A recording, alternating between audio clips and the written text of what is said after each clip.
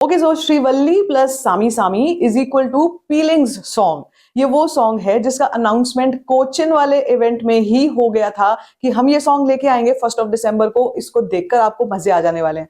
वैसे माँ कसम एक बात तो है, जिस डीएसपी के तड़के की कमी लग रही थी पूरी पुष्पा 2 की एल्बम में, वो यहाँ फीलिंग्स ने पूरी कर दी। वैसे सॉन्ग तो कड़क है, हाई वोल्टेज एनर्जेटिक सॉन्ग है, लेकिन इस सॉन्ग के बहुत ज्यादा रेफरेंसेस यहाँ पे श्रीवल्ली और सामी सामी के आते हुए लग रहे हैं। इसके पीछे रीजन क्या है वो आपको बता देती हूँ। बहुत सोल सिंपल सा रीजन है। देखो, जब एक स्टोरी कंटिन्यूएशन में सेकंड पार्ट में भी चल रही है तो मेकर्स ने कोई बड़ा रिस्क लेने की गलती नहीं की है यहाँ पर। अब ये मैं गलती क्यों बोल रही हूँ, और ये जो कंटिन्यूएशन ऑफ स्टोरी का मामला है ये क्या है एक्चुअली, ये देखो, जब हमने फर्स्ट पार्ट में जो म्यूजिक सुना था और जो फील आया था उस म्यूजिक से, वो आज भी उतना ही फ्रेश लगता है, आज भी उतना ही मजा आता है उसको सोच के।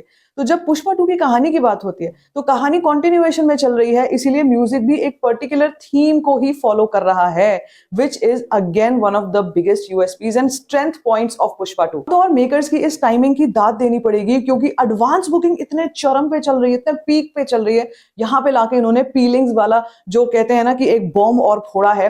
अब साइंस में वो वाले एक्सपेरिमेंट्स याद करो, जो एक छोटा सा एक ड्रॉप ऑफ सॉल्यूशन डलती एकदम से वोल्केनो निकलता था, एकदम से रिएक्शन आता था, ये वैसा ही कुछ होने वाला है। सॉन्ग के लिरिसिस्ट हैं रकीब आलम, वैसे सॉन्ग के लिरिसिस्ट हैं मशहूर लेखक रकीब आलम। अगर आपको अभी भी ये नाम फेमिलियर नहीं है तो गलती आपकी नहीं है। यहाँ पर बहुत ज्यादा टाइम लग जाता है किसी भी नाम को आने में, उसको वाइब बनने में। रकीब आलम, लेकिन आपको रेफरेंस के लिए मैं बता देती हूँ, पुष्पा 1 के और सामी सामी के ओरिजिनल राइटर हैं हिंदी के, इसीलिए बहुत सारे रेफरेंसेस आपको यहाँ पर इस सॉन्ग में भी श्रीवल्ली और सामी सामी के रेफरेंसेस सुनाई दे रहे हैं। अपार्ट फ्रॉम दैट, अब बात करूं अगर इसके सिंगर्स की, जावेद अली ऑफ कोर्स, श्रीवल्ली मेरे दिमाग में आता है, और उसके बाद जो साथ में फीमेल लीड है ना, उनका नाम है मधुबंती बागची। अब यहाँ पे ना बहुत बड़ा आई ओपनर देती हूँ आपको। अब ये नाम आपने शायद पहली बार ऐसे एकदम से आपके सामने आया होगा, मधुबंती बागची। तनिष्क बागची सुनने वाले हैं हम लोग तो ना, इसलिए हमको एक्चुअल टैलेंट के बारे में थोड़ा देर में पता चलता है। So Madhubanti Bagchi is somebody who is a leading composer of Bollywood. Pritam da, Sachin जिगर, अमित त्रिवेदी, संजय लीला भंसाली, इनके साथ ही काम कर चुकी हैं ऑन म्यूजिक। एंड अगर सॉन्ग की बात करूं तो इस साल में एक ऐसा चार्ट बस्टर आया था इन्हीं का गाया हुआ, जो आप आज भी गाते होंगे। वो सॉन्ग है स्त्री 2 का आज की रात सॉन्ग।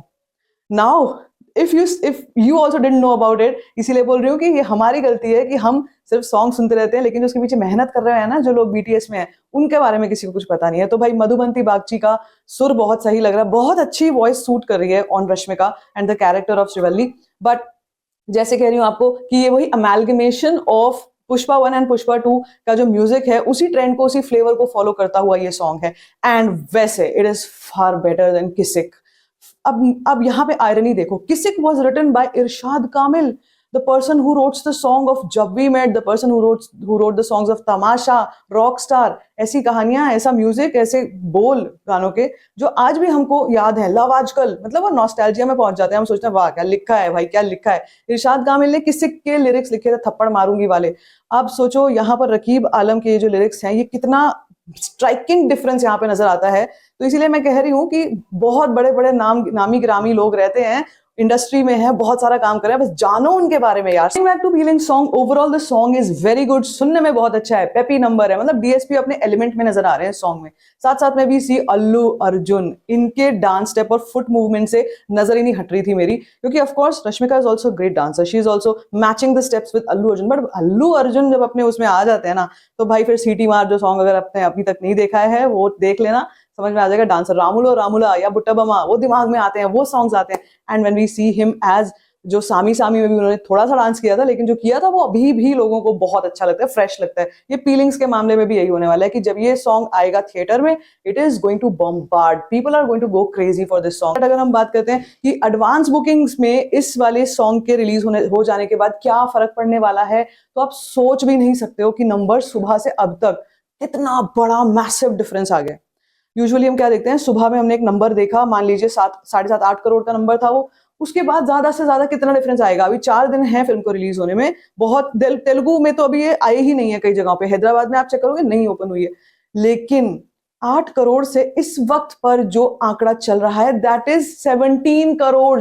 10 करोड़ की एडवांस बुकिंग सुबह से शाम तक, never ever seen before. This is absolutely crazy, absolutely crazy. और यहाँ पे हिंदी ऑडियंस की दाद दूंगी, ये वो लोग हैं यही वो लोग हैं जो बहुत समय से बैठे हुए थे, बॉलीवुड को चांस दे रहे थे, इंतजार कर रहे थे, अब आएगा कुछ, अब आएगा कुछ, अब आएगा।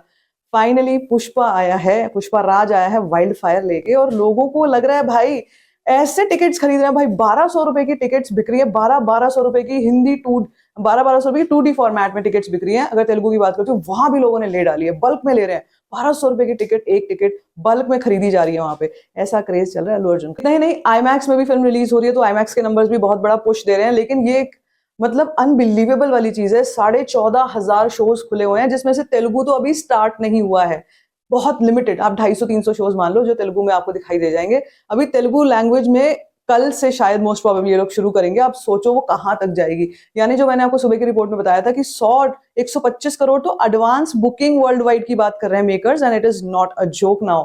People actually know, audience knows कि भाई ये फिल्म आएगी तो हमको देखनी ही है।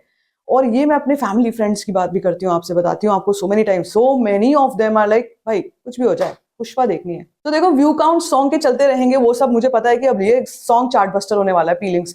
अपार्ट फ्रॉम दैट इसने बहुत ही अच्छा पुश दे देना है टू दी एडवांस बुकिंग। कम ऐसा देखने में मिलता है कि एडवांस बुकिंग चल रही है, उस बीच में कोई सॉन्ग आ गया, कोई वीडियो कंटेंट तो हमने देखे हैं, रिलीज ट्रेलर्स देखे हैं, सॉन्ग वो भी ऐसा जिसमें पहली दफा पुष्पा 2 के किसी कंटेंट में या किसी ना किसी एसेट में हमको अल्लू अर्जुन नाचते हुए नजर आ रहे हैं, डांस करते हुए। इससे पहले हमने कपल सॉन्ग में भी उनको ठीक से डांस करते नहीं देखा है। पुष्पा में भी, यस, पुष्पा में उनके थे आइकॉनिक स्टेप्स जो थे, वो 2-4 स्टेप्स थे, वो चाय वाला और all of that. See, that is craze. That is what I'm calling that this film is going to write a records की book. records की अपनी एक किताब लिखेगी, और उसके बाद कई लोग जा जाके इसको केस स्टडी की तरह देखेंगे, भाई ये कैसे हुआ है, ये कैसे किया है इन्होंने। लिटरली लोग, ऑडियंस भी इस चीज को लेके अभी काफी एनालिसिस में है। लेकिन ओवरऑल पुष्पा 2 सुनामी के लिए तैयार हो जाओ, बहुत जल्दी आने वाली है, अब तो इंतजार नहीं हो रहा। फीलिंग सॉन्ग कैसा लगा let me know in the comment section. बाकी if you like this video, give it a thumbs up, don't forget to share it, and don't forget to subscribe to my channel. Just called Storyfying.